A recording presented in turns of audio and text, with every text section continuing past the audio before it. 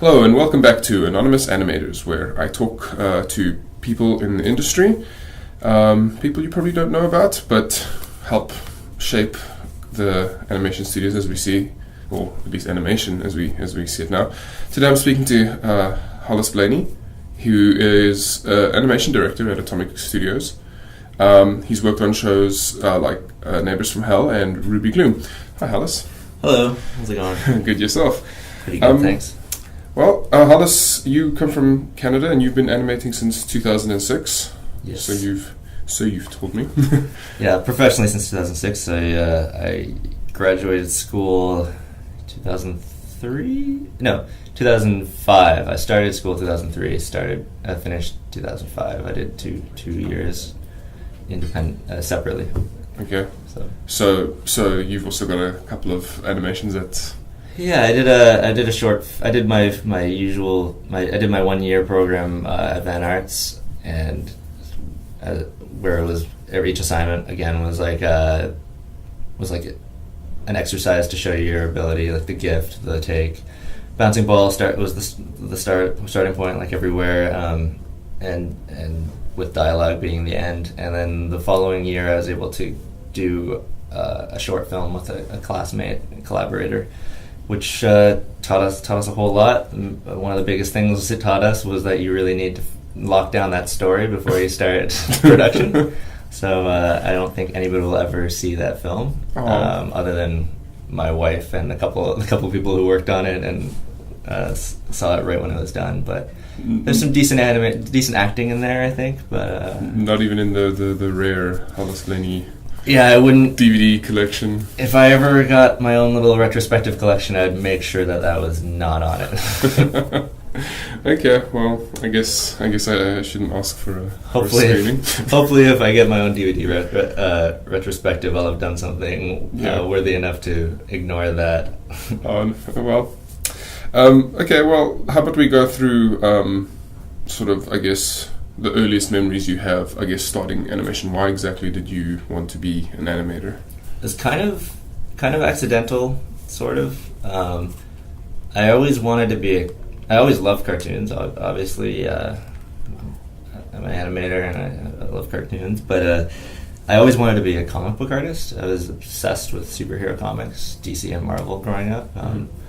I had a list of things like I needed to draw Superman and Batman and Spider-Man, and then gradually became X-Men and a couple other characters. But it was really Superman and Spider-Man, I think, were the ones that I really wanted to draw.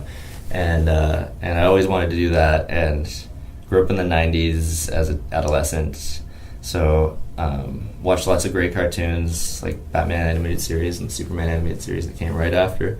But I was still really focused on comic books, and it was the big boom. But then as I was approaching my end of high school, I became pretty aware of how that boom was totally gone for comics, and I became semi-realistic and was like, comics aren't the best field for me. And then I thought, kind of two birds with one stone. I'd study animation, which would get me good at drawing, and then I could use it to animate and do comics. And then I took a month-long course at Van Arts for animation, and then I really didn't feel the need to switch back. I really loved animation. I totally fell in love with the whole art of it, and bringing things to life, making things appear like they're thinking was really intoxicating to me. It was pretty awesome. And like I said, I was a huge fan of cartoons growing up. One of my earliest memories is like just the wonderment I would feel watching Astro Boy credits. The opening credits were really amazing, and then the end credits where they'd show the run cycle slowly develop into a run cycle blew my mind as like a 3-year-old or 4-year-old, and I guess it taught me what animation was early on, at least. So it was a huge impact to me, and which was great because around that time there was a lot of bad cartoons on TV. Yeah. So I was able to catch a couple of good ones like Astro Boy, and then lots of Merry Melodies and Looney Tunes and Silly Symphony stuff. Yeah. Well, to give those old cartoons some credit, I mean the intros were usually quite they usually nice. blew out the budget on the intros, which is nice. Yeah, because I remember Turtles, the Teenage Mutant Ninja Turtles, was the cartoon I remember like really loving growing up with, and it was also the same. It was like, wow, that intro is so amazing, and then so many animation errors or whatever. You can find so many shows like that from the 80s and 90s, early 90s, like Brave Star, Mask. Yeah, there's so many shows that they were really good at making toys and opening credits look awesome. Yeah. Okay, so at this point now you've taken that year course now, or that month course. Yeah, so one month course, and then I worked out that I got into an animation school back in Ontario, but my timing has kind of got messed up, so I started the course a bit late after doing my 1 month course, and I really kind of I was kind of I felt like a kind of a square peg in a round hole at the school, and it school is very, very good, but I just felt kind of out of place early on, just almost entirely because of that timing, becoming late, which probably is entirely my fault. I should have been a little bit more aware and contacted them and figure that all out, but I was still a dumb kid trying to figure out what life after high school was. So anyways, I dropped out of that course and decided to plan ahead for the next year to come out to do the full Van Arts course. And so then I just worked and hung out with my friends, said goodbye to them, and then moved out here and started school the following fall. Okay. So you've been originally from Toronto? I'm from Ottawa, actually. Oh, okay. Never confuse the two. No, just kidding. I'm still learning the geography. Yeah, they're not too far apart, but I'm both from Ontario. Okay. But I'm from Ottawa, and so I've been out here for just over almost 12 years now, and I started school pretty soon after I moved out here, and I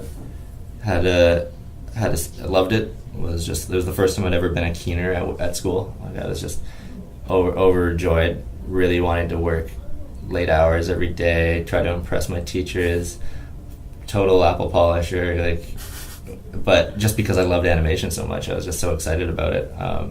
So that was really neat because I'm a prototypical slacker and underachiever in everything else. And yeah, I had a really great time. And then 6 months after finishing my first year, I came back and did my short film, which took about a year, and lots of drawing and pre-production and acting, and we wrote our script and recorded our own dialogue and cut everything together, and it was a really cool experience. But like I said, it was a really, really poor finished product, and it cannot be overstated how important getting that story right before you do anything else. So what was the firstly, what was the story? Could you share that? It was a cliche kind of love story thing where it's just a wallflower shy guy is in love with a girl who he works with, and then of course there's a rival on the scene who's brutish and oafish or whatever, and then it's sort of a parody, well, not parody, but it's kind of a riff on the Cyrano de Bergerac, I guess, where you get another character helps the shy character express his love for the woman. Although in this, it's not as realized as the Cyrano de Bergerac, because we're not good authors. But it was just a silly kind of romance story.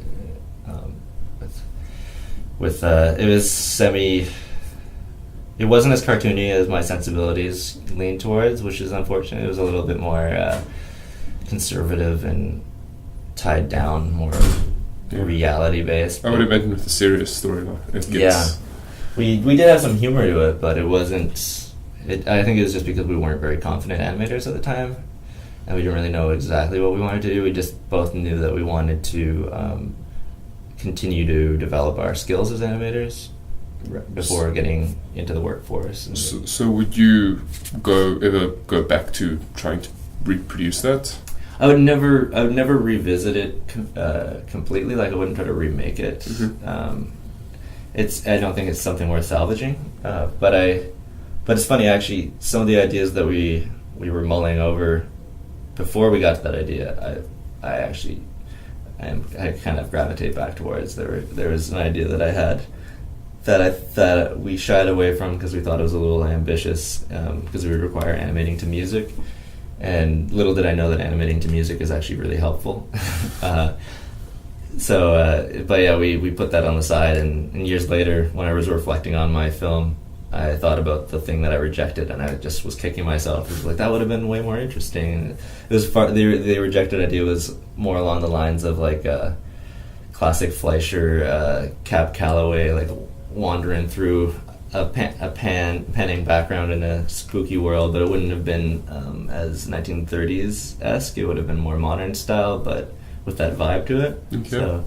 So yeah, that's a live and learn, I guess. Regrets here and there, but so what exactly is the process of you going then about doing? I mean, I'm guessing it was something very similar to what we did at Van Arts, where over the last 6 months when you were doing your short piece, prepare the storyboard, get all the sounds, make the animatic.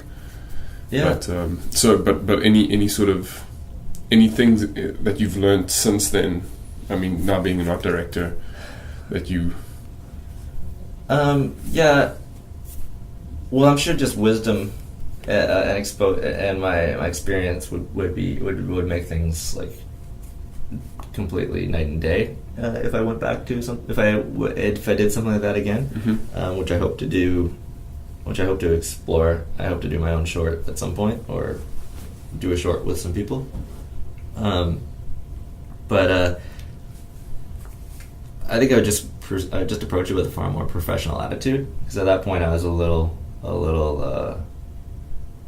head in the cloudsy, a bit like not really sure what I wanted to focus on, and really wanted to just work on my animation. So I was kind of rushing through the story. So I think I'd respect the process a little bit more and make sure that everything was really nice and tight before we start doing our production.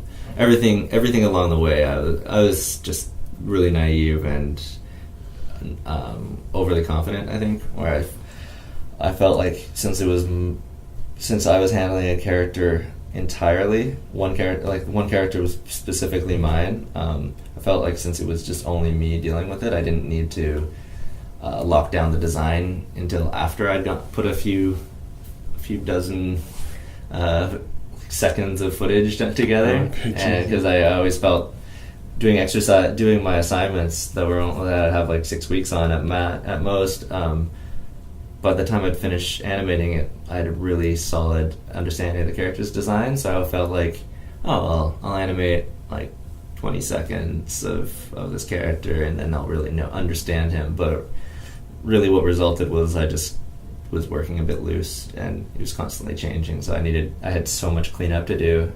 afterwards, and it never ended up getting completely cleaned up and colored because of that. So that's obviously a huge thing to pay attention to. So just proper practices, not being so like naive or arrogant, whichever one you want to choose, where you think that because I'm doing it, I can handle it, I'll take care of it. Even if you're not working with other people, you should still try to make the next job easier, even if it's for yourself. Okay, so then from that year off, I guess you could say, to your first job, what was your... So I finished school, and I was kicking around Van Arts a little bit, TAing, assisting the teachers, teaching classical animation, which was nice because it kept me doing stuff animation related while I was looking for work. And I lucked out, and I heard that there was a local studio in town that was an ink and paint house they would just do coloring for traditional films, but they were deciding to try out doing flash type animation. It was Toon Boom Harmony, but at the time nobody was using it. We were just using it for ink and paint. It's called US Animation Opus, I think was what it was called. And so around that time, Mercury Filmworks in the Vancouver location, they wanted to start doing some actual animation of their own in-house, and using Harmony. So I applied for that. Didn't get the job. Then I found out I did an interview which went well, but I didn't get the job. And then a little bit later, I got a phone call saying that somebody bailed on starting the job, so that they had an opening. So I went in and impressed them with my test, and just what I totally lied about everything I knew. I didn't know computer animation whatsoever. Just lied about my experience with computers, and then just worked really, really hard to make up for that lie, because it wasn't something I could fake. Yeah. Did you have any experience with like software before, at least? Or? I'm the least computer savvy person you'll meet who was born after 1980, I think. I'm really bad with computers. I hate dealing with that stuff. It's a different language to me, so learning Harmony was a real challenge. It was just me trying to figure out how to make it do the things I wanted to do. Okay. So it took a long time, but I got really comfortable with it after a while, and I was doing some of my best work, probably the best work I've ever done to this day, which is kind of sad, on one of my first shows over at Mercury, Ruby Gloom, and it still holds up even though I was animating with a mouse. Okay. Oh wow! A ball mouse. Didn't even have a ball mouse. Yeah. No light, no optical. So when was this? This is like I'm guessing late 2000s. Yeah, it's 2006. No tablet, no double monitors, just a ball mouse. And a small CRT screen. Yeah, and it would the ball would jump every so often when you're trying to do a nice, simple, subtle thing. Yeah, I remember those things. Yeah, it was tough. And then Harmony, the computers weren't strong enough to really handle some of the builds, so sometimes it would be 30 seconds per keyframe, which was a very slow process. Yeah. But it was really tough. It was kind of unbelievably hard in some ways. Like took us to the breaking point pretty thoroughly. But now that I've got the benefit of being separated from it for so many years, I look at it pretty fondly. And the work I did was still very, very good. We were given a huge amount of responsibility with the scenes that we were given. We were told to look at the boards, see what needed to happen, and then make it magic. So like they didn't want us to do just good enough. They wanted us to do above and beyond on every scene. And if we gave them something that they didn't think was above and beyond, we'd be given like attitude back and kind of called out almost on a pride level. So it was maybe a little unhealthy, but it really drove us to be really hardworking. Just only wish that we got paid a little bit better, because we were paid by footage with no minimum wage. Okay. So I got like $300 in a month one time. Oh, geez, yeah. And closer to $1,000 a month, which was still pretty bad. So that forced you to get pretty fast too. Yeah, fast and good. Yeah. So yeah, I did Mercury for a little over a year. While I was there, I was on Grossology briefly, Ruby Gloom, the remake, obviously. I didn't travel back in time. Yeah. And then the show called Wilbur, which is like half puppets, half animated, and it's a very young audience show. That does sound familiar, though. It's about a lamb, I think, and he's got animal friends, and they tell little fables. But I only did that a little bit, fill-in work, because that was for the other studio. And then after that was over, we found our whole team kind of floating. Like we didn't have work, and we were the only people in the city who knew Harmony, and there was no Harmony jobs. And then so suddenly Big Bad Boo showed up, and they wanted to do Harmony, so they just kind of picked up our whole crew and just slotted us in, and we established what Big Bad Boo would be doing. And that one, that first season of Big Bad Boo was pretty fun, because we had a lot of freedom. It was kind of just chaos, where they didn't really know what they were doing, and we were all just kind of owning our scenes. It kind of reminded me of what I heard about Termite Terrace from Looney Tunes days. Obviously not nearly as brilliant and nearly as talented animators working there. No offense to my friends, but it was something where it's just like nobody was watching hookups and nobody was coming up with a show style, and it was just kind of like each animator was putting their mark on their scenes, and sometimes it would just look like chaos when you'd see it all together in a cut, and that ended up kind of biting us in the butt in the end. But it was so much fun at the time. We were just going crazy with things. Every time I redrew something, which was all the time, I would use the brush tool, so I'd have all this thick and thin nuance in my lines, which was totally out of the show's style. So when you see my scenes, they would just stand out, but nobody minded. So that was a lot of fun, and it got me to be really, really cartoony, which is where I'd be kind of staying away from, even though it's one of my favorite things to do, because it's just it's a bit scary to jump into that sometimes if you're a little conservative with what you're doing. So that was a really fun experience. And then after that, the city of Vancouver started to pick up harmony a bit more, and myself and the rest of our little posse were able to kind of disperse through the city and kind of make our impacts on different studios, Bardell and Atomic, and just kind of, and DHX, I guess, and just kind of make our rounds. And you'll still run into like pretty much anybody on a Harmony production, or anybody who's been in Vancouver industry for close to 10 years has probably worked with me or worked with somebody. If they weren't one of the posse, they worked with us. So that's kind of cool. We're the old guys now. the 9 old men. Yeah, not quite. Yeah, not quite there. Not the age group or the experience. We call us whatever number we are of tired fools, maybe, instead of old men. Old tired fools. Yeah, I like that. After that, I just kind of popped around Bardell, back to Big Bad Boo, came over to Atomic when they started picking up Harmony, and helped them set up the Harmony pipeline. Popped over to DHX to work on My Little Pony for season 2, posing, and then popped on back to Atomic, where I've been pretty much consistent since. I took a little break to do teaching back at Van Arts, my alma mater, where I met you. Yeah. And that was a lot of fun. I really, really enjoyed teaching, and I hope to do that again. And now I'm back at Atomic again.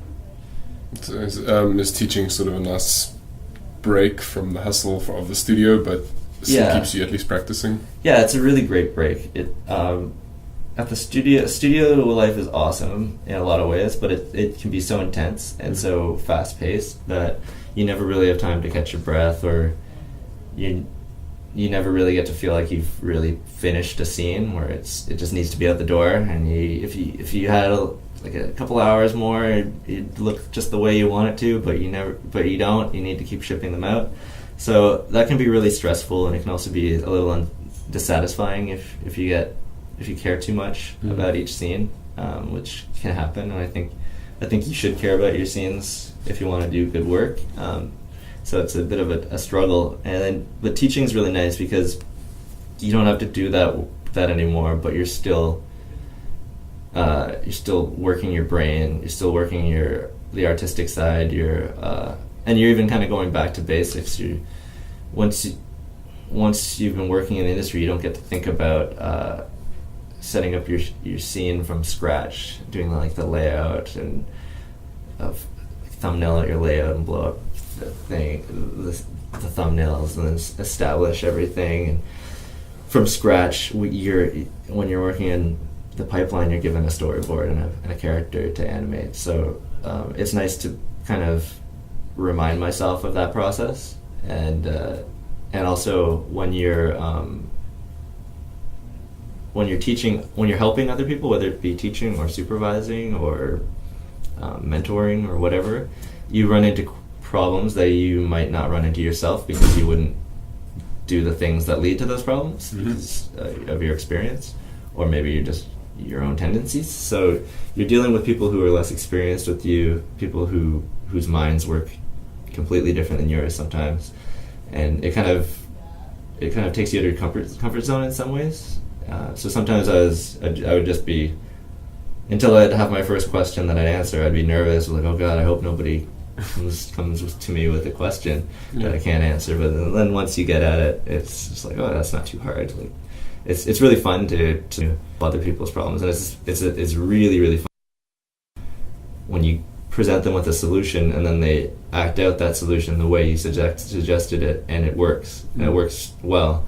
That's so satisfying, because like I love doing the work myself, but knowing that my mind is capable of figuring out what the work needs to be done before doing some trial and error is really nice, because I'm definitely a trial and error kind of animator. I need to get in there and just kind of get the character moving around and just go with it and see what works, rather than have it all planned out in my head first and then just realize it immediately.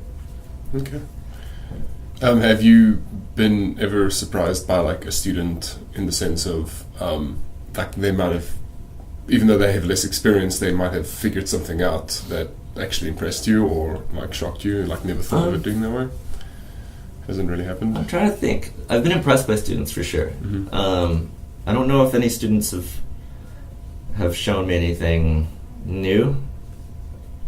It'd be cool if they did, but I kind of hope they didn't, because I hope I know more than all of them. But I'm trying to, again, nothing springs to mind. There's definitely been students who have really impressed me with what I've seen from them, like whether it be their ability as animators early on, or whether it be their talent as, often it's their talent as artists, because a lot of animation students are really talented artists, and then they have to figure out how to make the drawings move.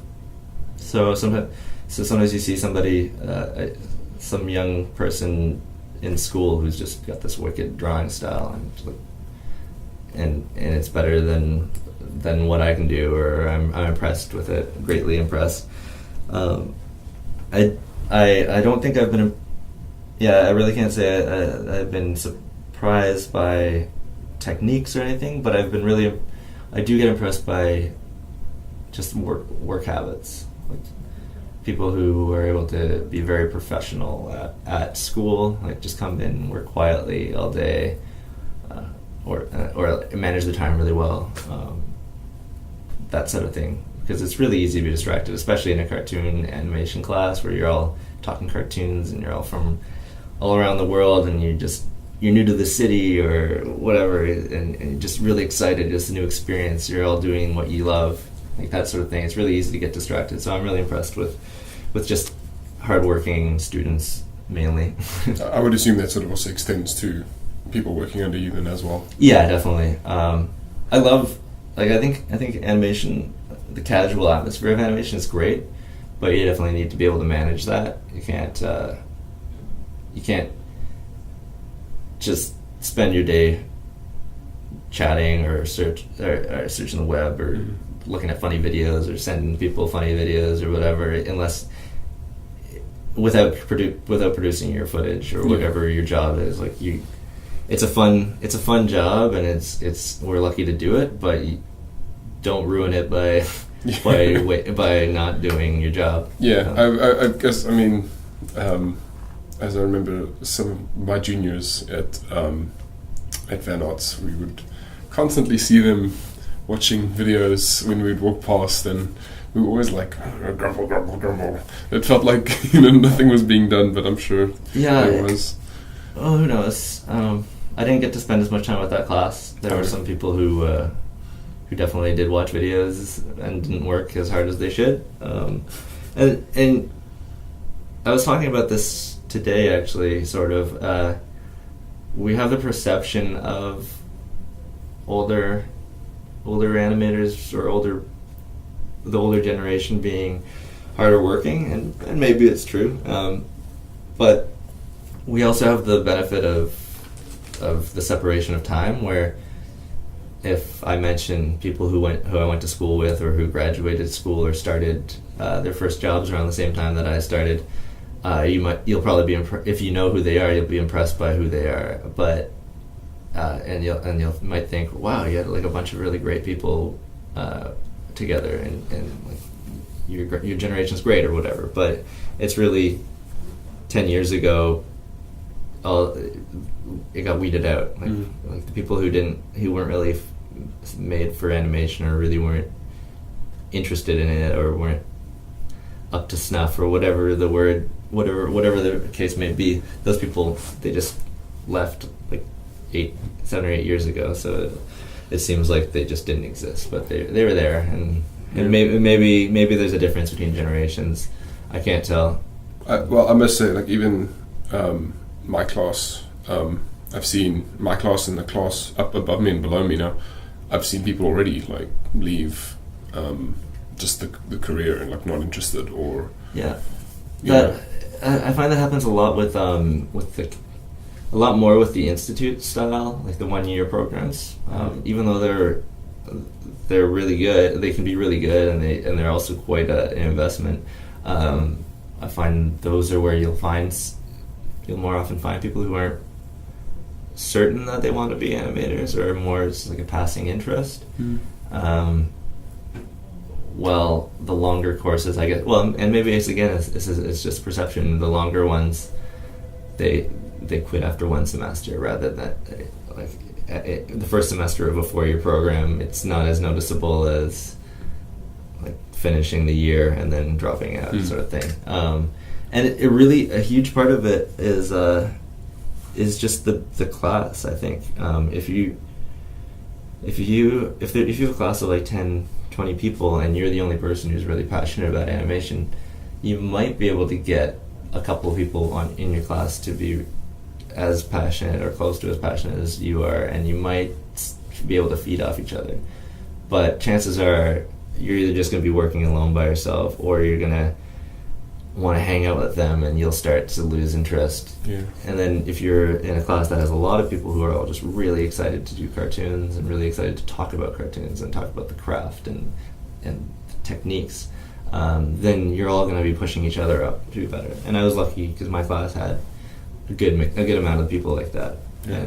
And the class before me had only 3 people who were interested in actually pursuing animation, but those 3 people were able to motivate each other to be very good, while the rest of the class kind of just fell by the wayside. Yeah. So it's just, sometimes if you're lucky, you'll be in a class with more of those people, and if you're unlucky, you won't be. And so I felt I was quite lucky with my class. I feel like your class had had a great deal of passion about it. Because I noticed early in our year, one of the things I really, really loved was how one person would figure something out in harmony or whatever, and that would sort of make the animation look smoother. You could like see it compared to everybody else's, and then everybody would latch to that, and then somebody else would figure out something. And that's just, it felt like everybody was feeding off that last person's victory and then trying to make themselves feel better. Exactly. And that was a lot of fun to see.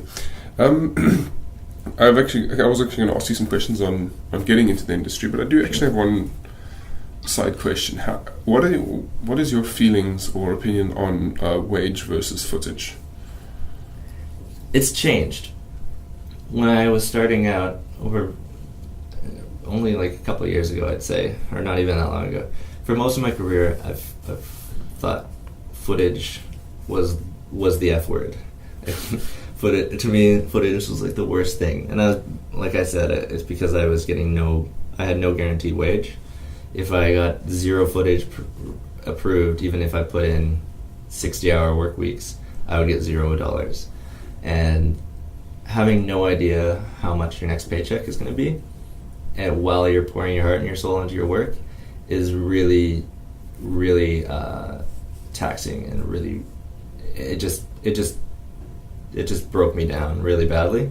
It got me to the point where I wasn't even proud of what I was doing, and I was getting really irritated with if I'd meet new people and it'd be like, "Oh, what do you do?" And I'd say, "I'm an animator," and they'd be like, "Oh, that's amazing, that's so cool." And after a while, I was just like, I work with computers, I'd say, because I didn't want people to talk about how great the job that wasn't supporting me was. Yeah. So I had a really bad experience with footage. Once I got my first salary job, which was only $700 a week, I was so thrilled just to know that I had $700 a week coming to me every week. which was then pretty low for the level I was at, and now it would be very low for the level I was at. But I was just so thrilled to know that I knew what I was getting each week. It's just really tough when you don't know, and also when you're waiting for your supervisor to approve it. You don't know when your supervisor is going to review it. But nowadays, I think there's been some laws changed, or some laws paid attention to. So I think nowadays, if you're getting footage, you're guaranteed minimum wage, or you should be. And if that was the case back when I was working, I'd probably be fine with footage. It really depends on who you are. I find I'm somebody who works kind of slow. I hopefully I'd be faster now that I've been supervising for a while, and I feel like my mind's a bit clearer for that sort of thing. But I'm fairly slow, so I don't really need that stress. But if I was somebody who was really fast, I probably want to be on footage. On the production that we were on together, there were some people doing footage who, like, some of the seniors were doing so much footage that it actually probably would have been beneficial for them to be paid by footage. So long to sum up this answer, I'd say I think it can be good. I think it's probably good for people starting out with a guaranteed minimum wage. Okay. If you're not guaranteed a minimum wage, I think it's pretty brutal. And probably illegal. But if you get a guaranteed minimum wage, then I think it's fine. Because when you're starting in the industry as an animator, animation isn't the same as other jobs where you can just put in your 40 hours a week and leave. You have to be at a certain level to put in 40 hours or less. And if you're brand new in the industry and you don't know anything about animation, because if you're fresh out of school, you barely, like, no offense to people fresh out of school, but you're a dime a dozen and you're kind of useless. Like, and we were all there. I was there. So you have to put in that time and that extra effort early on to become a pro. And so that's like 45 hours a week, 50 hours a week, 60 hours a week sometimes. You should not sustain that for the next 10 years. You should just do that for your first contract, hopefully. And every contract, you should probably put in a little bit of extra overtime for the first couple of weeks until you get on ramped up. You can't just assume that it's gonna understand your need to put in that extra effort. You have to meet us halfway, sort of thing. Yeah. Okay. Well, yeah. I mean that actually ties in quite nicely to what I was going to ask you next. Like, any advice for up and coming animators, like whether it's people just before getting studying, like maybe. I guess the direction I would ask is how would you pick a school, and then from there, like, how would you get into the industry? Okay. Picking a school, that one's tough. I think it's easier now. When I was looking for schools, I was literally just on like Yahoo or Alta Vista or whatever search engine it was. Jeeps. Yeah, I don't think it was on Ask Jeeps, but it was around that time. And I was just like, Animation Schools Canada, and like that was it. And I was just clicking on links, and the obvious ones were Sheridan, and then Algonquin was in Ottawa, and then it was just kind of like, oh, this school has one, or like this university has one, and it was just kind of like, I just kind of sent out applications or asked for forms and documents to all these places, and I just had a really good conversation with one of the administrators, Ken Preby, on the phone, and that was one of the things that got me to do the month long. But for me, I think nowadays there's so much information, animations.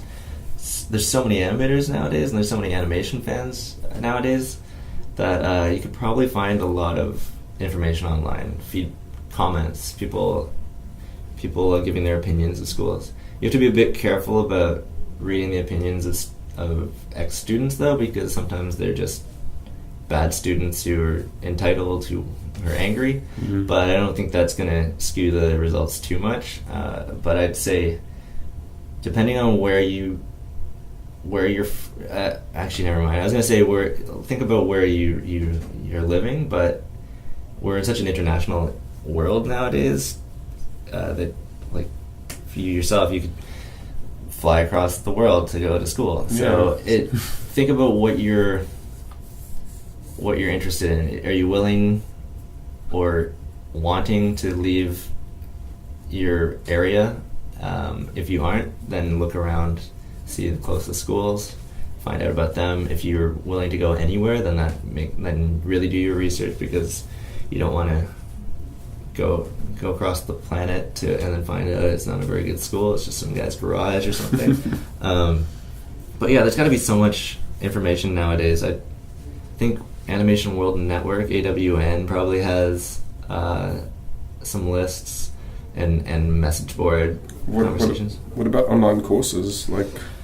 Yeah, I've heard really good things about Animation Mentor, and they do more than just 3D, but I don't really know too much. I have some friends it seems like Animation Mentor is more designed for people who already know how to animate, just to become even better. I think there's like a locally based online type correspondence school as well, but I don't know anything about them, so I wouldn't make any recommendation one way or the other about them. I would, unless you're getting a lot of like FaceTime, Skype type conversations and a lot of peer review, I would say do it in person. But if you're a really good worker and really good at observation, and you've got the right mind for it, you could probably teach yourself, but it's just going to take a lot longer. So I'd say do the research, look for the most reputable schools you can find in your continent or hemisphere or state or province or wherever you are, whatever range of searching you're looking at, and find out look at their demo reels, look at their show reels, look at their alumni list, see who went there, see what's coming out of that school, look at the quality of work that's coming out of there. Then look at what their requirements are, see what they need. Look at what their course outlines are like. Some schools have 11-month programs that are pretty much 11 concentrated months. Some schools are 2 years. Some of college style, where you like April, May till September you're off. Some are 3-year college style. Some are 4 years. So it really, whatever works for your pace and your priorities. I know a lot of people who are older and they want to become animators, they'll just do the 11-month thing because they want to get working right away. And then other people who are younger will go to the 4-year or 3-year. If you're doing the longer programs, you have that benefit of that decompression time, or letting everything sink in. Each assignment's probably going to take a little bit longer. You're probably going to have a little bit longer to work on each assignment. But if you're at a university or college, you'll probably also have other classes that are non-animation classes on top. Some of them are more like English, like the English classes for writing or something. And so it's skewed towards your course, but sometimes it's not. But having that extra time lets it sink in a bit better. I know when I was doing my 11-month course, I always felt like the purpose of my exercise, the point of the thing we're supposed to learn in this exercise, like the weight. For example, I feel like I would learn how to animate weight doing that exercise, but I didn't feel like I would demonstrate it very well in the exercise, and then it would be the next assignment where I'd be doing acting or something where my weight would start to show up, and then when I'd be doing my dialogue, my acting would start to show up. So I always felt like I was a little bit behind. And then once I graduated, I still felt like all these things were kind of unlocking and decompressing. That's why I did the second year. So if you're doing like a 2-year, a 3-year, or 4-year program that has a college style schedule where you get that summer off, that can be beneficial for you if it takes kind of a while for the thoughts to kind of process and unlock. but it is also going to take you a lot more time. So it really depends on the person. If you're doing the 11-month or a 1-year program, you really have to work hard though. Regardless of the school you're going to, if you're going to post-secondary, it really depends on the student, because the teacher's not going to prop you up. But if you're doing an 11-month program where they're trying to compress 2 to 3 years of college-style education into 11 months, you really have to be at a good pace and working hard every day, and not just like phoning it in or taking it easy for a couple weeks. You have to be really, really driven the whole time if you want results. So that's what I have to say about that for looking for schools. What was the second part of that? The follow-up is, what would your advice be to up-and-coming animators getting into the industry? Like, so I would say, from when you've decided to go to school, like really be sure that this is what you want to do, or this is what you want to explore at least. You can't be. Life's so unpredictable. You can always. It's never too late to change your mind, but don't go in thinking that I like cartoons, I guess, and I like drawing, that sort of thing. You should really be prepared for hard work, because it is very hard. And if you love drawing, be prepared to have some of that joy sucked away, because when you're drawing things that aren't looking the way you want to draw and want them to look over and over again, it can be really frustrating. But I would say the biggest thing that I've noticed, and this is coming from working, teaching, to working, and after I finished teaching, I ended up supervising some of my students. So from that experience, I would say, especially with computer animation being the thing now, whether it be cutout, Flash, Harmony, TV Paint, After Effects, or like Maya and Softimage type thing, don't overestimate the amount of work the computer's going to do for you, or don't think that because the computer is animating doing some of the work for you, that you can just let it do your animation for you. I ran into so many situations that were really frustrating, I found, where I would guide the student or the animator through the process of putting in their keys for their posing, and then once they're ready to turn that into animation, they'll just select all those keys and then hit tween, and then it won't look great, and then they'll suddenly panic and hit undo, and be like, feel like they're betrayed by both me and the program, and be like, I did what you're supposed to do. And it's like, you've got a lot more steps to do. It's just like, animation's still hard. It's just a lot easier than it was when you'd have to ink it onto cell and paint it, and then have a whole 6 months process of just putting it onto cellulose. So I find people get kind of limited by the computer a lot. They kind of they kind of animate to the program and animate to the build, rather than making the program and the build work for their animation. Like it's you can't make those compromises. Like when you're doing professional work on a deadline, you always do have to compromise a bit, and you have to do some changes here and there if the model doesn't quite work. But you have to keep the point of the scene and the point of the scene there still. So if you're just like, it's hard to put his arm on his head, his hand on his head, so I'm just not going to do it. Well, he's supposed to take his hat off. Like, it's like, you can't do that. Mm-hmm. It's not your own short film that you're just going to rewrite because the animation was hard.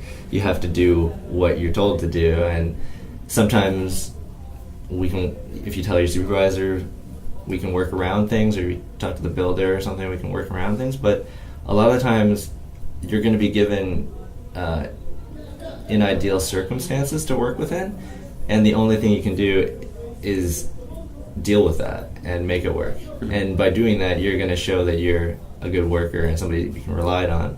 as opposed to somebody who's like, well, I would have done it well, but it was hard to do, so I didn't. Like that, nobody. That's the least impressive thing. So that's something to definitely be aware of. And then going back to my thing about how you really need to put in that extra time at the beginning to get yourself to that level, because when you're in school, you get 4 to 8 weeks or even more to work on a single assignment, like a walk or something. And when you're on the job, you have to do a walk in like an hour. So it's just like you can't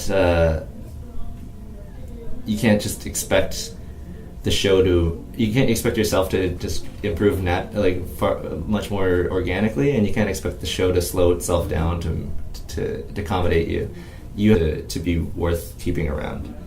And so that's a hard truth, and you have to push yourself to that breaking point sometimes. But you'll be like a great animator in the future, or you'll be somebody who can be relied on. Another thing that I would say, and I'd say this is a really important one, is you want to be somebody that people want to work with. So you want to do good work. You want to hit your deadlines, and you want to be somebody who's pleasant to be around. You're not always going to do your scenes aren't always going to be perfect, and you're not always going to hit your deadlines, and you're not always going to be in a great mood. So you should always try to do all three all the time. And there's an expression or a saying that people spread around, and I think it was made kind of famous by Neil Gaiman. He did a commencement speech that went viral a little while back, where he was saying that if you're two of these three things, like good, fast, and nice, if you're two of those three things, you'll be fine. You'll always be employable. If you're good and nice, people will forgive that you're slow. If you're nice and fast, people will forgive that you're not that great. If you're fast and good, then people might forgive you for being an ass. But I'd say that one's the one you might want to watch out for, because you have to be really, really good and really fast for people to forgive you being a total pain. Yeah. I'd much rather work with somebody who doesn't do the best work and isn't always the fastest if he or she is pleasant to be around. But I think I don't think you can guarantee that you're going to be pleasant to be around. I don't think you can guarantee that you're going to do good work, and I don't think you can guarantee that you're going to be fast. So you should always try to do all three. Yeah. And I know now that I'm at a level where I'm in a position where I can actually hire people, like tell my studio to hire people who I want. As soon as I start a job, I come up with a list of people who are not only my friends. I don't just list my friends. They're people who I know are really good workers, people I really enjoy working with, and people who are just good to have on a production. So I keep that list on the back of my head, and it slowly gets bigger. And whenever I have the opportunity to say, hey, bring in this person, or bring in him, bring in her, I love working with them. They're a joy, or they'll give you great work, like that sort of thing. I always try to do that. And that's additionally part of that's because I'm a supervisor now, and it's me being selfish, and I just want good workers. But another part of it is I've been doing it since before as a supervisor. Another part of it is I still remember when it was really, really hard to get a job in the animation industry. So if that ever happens again, I want to be one of those people that people call when one of my friends gets hired, and they're looking for more animators or more supervisors or more whatever. Then they'd be like, hey, Hallis is available. He's great. So I want that. It's a community, and it's a small industry, and you need to be able to rely on each other, because it's really tough. It can be really tough. Yeah. And it's not as dry as it used to be, where there's so few jobs at one point. Right now there's like too many jobs, but that's its own thing, where if there's countless jobs out there right now, you could end up on any show, any studio. So instead, it's kind of like, I want Wesley on this show. And like, hey Wesley, come, forget about those other studios. Come over here. That sort of thing. You can kind of pull your team together. as opposed to suddenly like just dealing with new people every production. So those are the things that I would say you really need to work on. Be pleasant to work with and reliable. And if you can't, and a little aside on that, if you can't be reliable with the quality or the production, like if you're being slow, if it takes you a really long time to do good work, make it like at least make it seem like you're trying really hard. Like you shouldn't. If you're really far behind, it shouldn't be a question of if you're trying, though. They should feel bad that you're behind rather than angry. Yeah. Like if you're there every day and you're just trying your hardest, and you're still behind, nobody's going to hold it against you. They're going to try to help you. They'll try, unless they're horrible tyrants or it's just a really stressful situation. They're just going to try to help you out. Okay. Sometimes the production is just too nuts and too fast paced, and there's just no time to help somebody out. And then in those horrible situations, that a person might need to be let go. But it won't be like you're through this town sort of thing. It's more like, we really wish we could support you better, but this production is too intense and we don't have the time to get you up to speed, and we need to bring in somebody who can just be slotted in. Yeah. But if you're working hard and trying hard and just a nice person to be around, you're gonna be okay. People will always they'll give you all that, they'll give you all the rope that you can hang yourself with. So that'd be what I'd say for that. Okay. Yeah. Well, sort of just want to tie in another question then. What advice would you give to people who deal with supervisors or directors who give them constant conflicting? Because I hear like people be like, oh, but I want to confront, like, oh, this director told me to do this, or this supervisor told me to do this, but that's sort of frowned upon when you say, oh, but he told me to do something else. How would you suggest people approach that sort of problem? Well, if you've got too many cooks, like if you've got too many, yeah, exactly. If you've got a couple of supervisors and they're pulling you in different directions, then that's a really tough situation. Theoretically, there should be a hierarchy to them. So, but I wouldn't go over anybody's head. I would say, as soon as you get your conflicting revision or a conflicting note, respond to the person who gave you that note, not in a like whiny kind of way, but just be like, I'll happily do this note, but I just want to confirm that this is what so and so told me to do with the scene, and that seems like it's a conflict with what you want me to do, and then hopefully they'll work something out. They might realize that other person had a point, or maybe they'll talk to that other person, or maybe they'll watch the whole sequence and be like, oh, I can see what that other person was doing, but let's not do that. It should be okay like that. I'd say that hopefully that wouldn't be too much of an issue happening. I've had that happen though, where it's just been too many stages of approval, and they counter each other, and that's just a horrible thing to go through. And there's not much you can do if they're not on hand, or if they're not easy to talk to. I find it's kind of not the most helpful answer, I'd say, but I find the best way to avoid that is just do really good work. Because I find usually when you get unclear notes and unclear revisions, it's because other people don't really know exactly what they want to see either. So if you give them something that's just really good, if you give them something they want to see, then they won't give you a revision. That's tough, of course, yeah. But that helped. That was really helpful to me on Ruby Gloom, because of that mandate where we were told to just forget the small details of the storyboards and just make it great. From from that as my first job, when I went over to a show where I didn't have as much clear direction, I was able to just kind of recognize that they didn't know what they really wanted, and then I just kind of look at what was in the scene and then just be like, okay, I'm going to take my own liberties and make it what I think is really good. And then I had a pretty good approval rating compared to other people who would do what they were told, and then like, oh, maybe try this instead. Okay. So it's tough, but you shouldn't have too much conflicting notes. But if you do, I would say bring it up as soon as you get them in a respectful way. Tell them that you're willing to you're happy to do the revision. You just want to make sure that you're not causing conflicting revision notes, or whatever. Okay. All right. Well, that pretty much covers everything I wanted to ask you. I just wanted to go over some of your favorites, just to wrap everything up.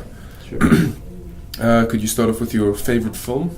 So my favorite film of all time is Seven Samurai by Akira Kurosawa. I like most of his films.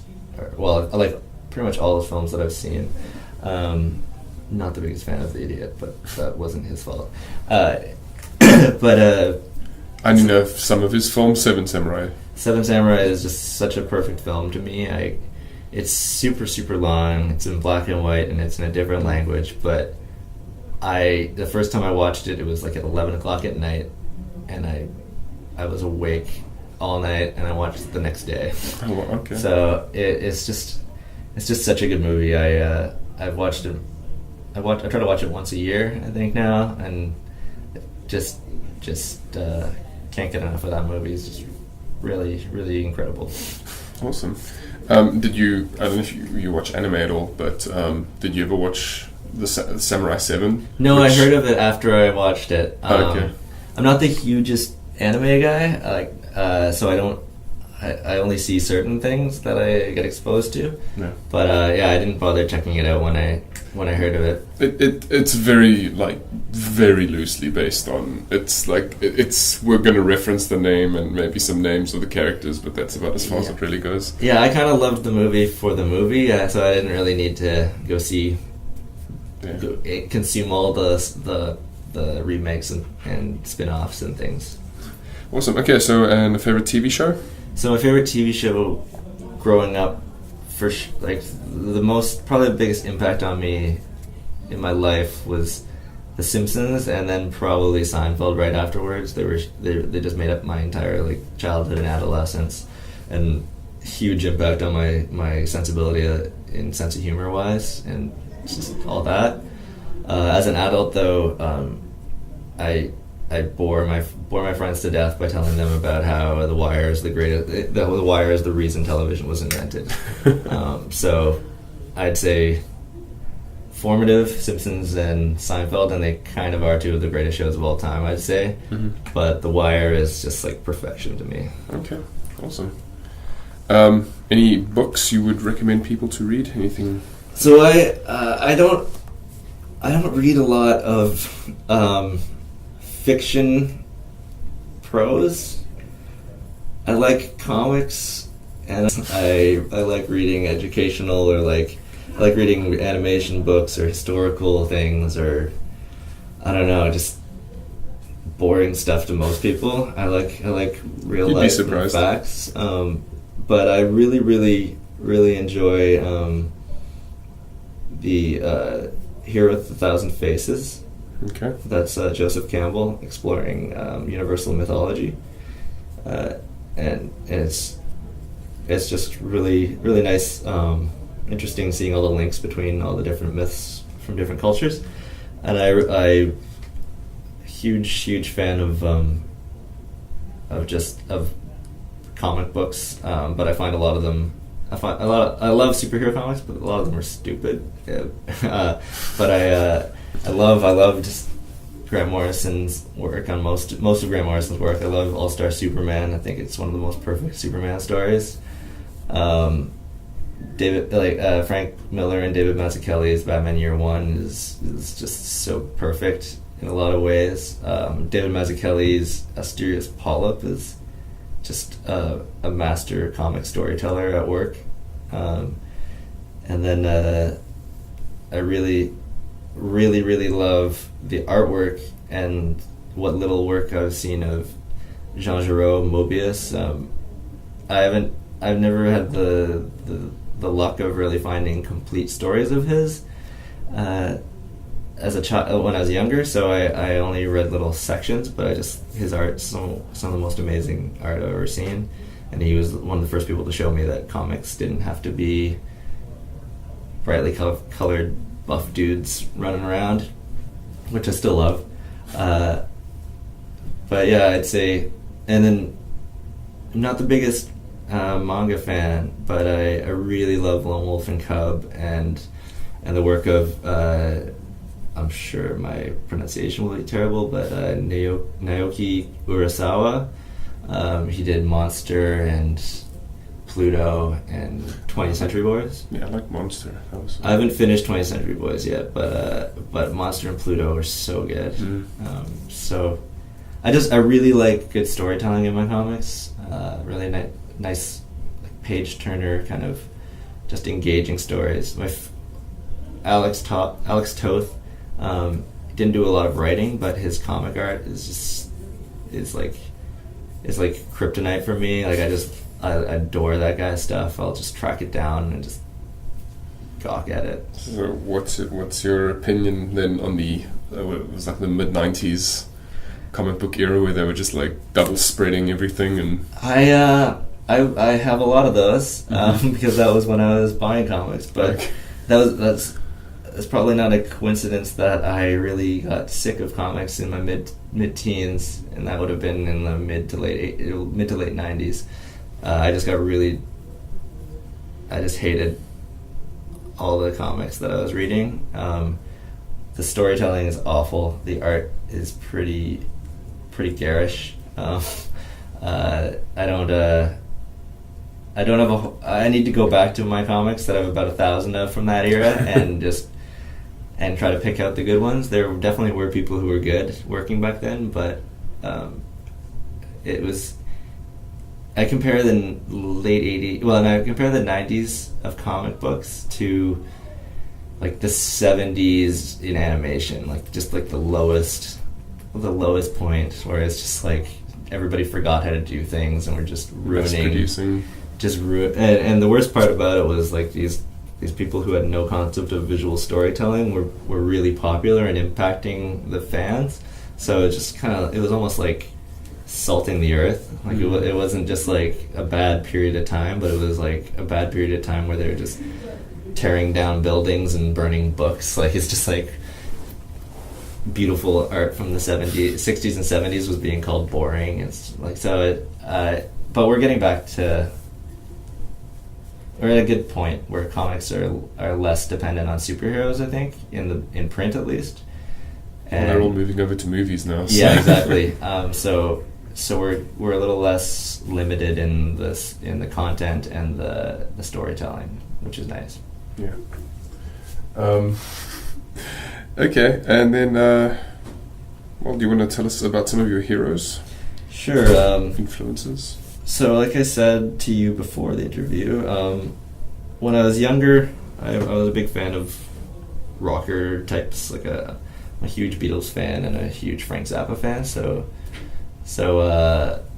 John Lennon and Frank Zappa were huge icons to me. But as I get older, it's like I don't idolize people as much.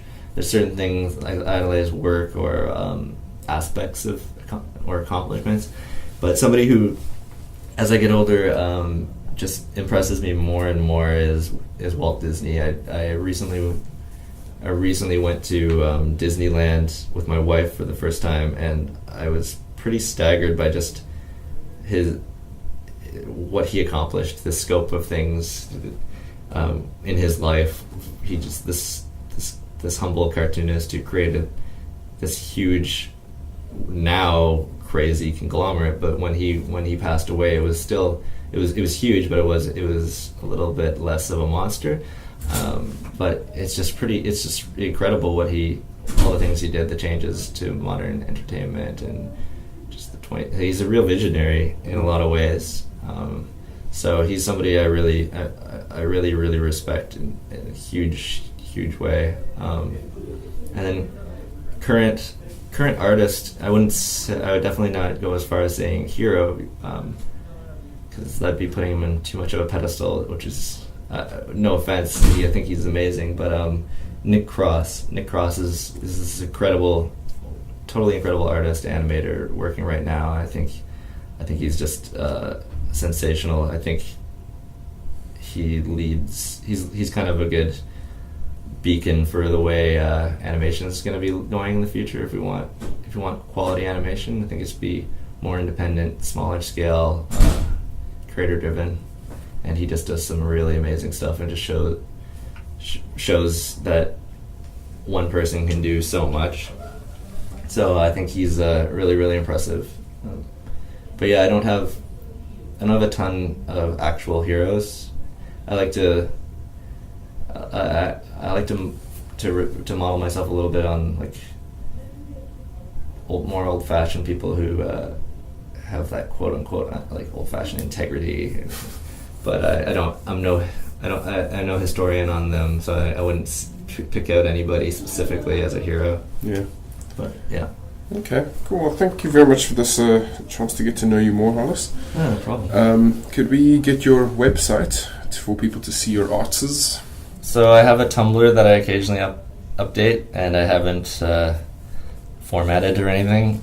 It's called hallisbdrawing.tumblr.com, and it's my first name, all one word, my first name, just B for Blaney, and then drawing. I'll put a link in the about and the YouTube link. No fancy spelling, just Hallis Bdrawing. Yeah. Okay, cool. And if you guys wish to get hold of me for the show, if there's any questions or whatever, you can email me at theanonymousanimators@gmail.com. Also, link in the description. Thank you again, and see you guys next week.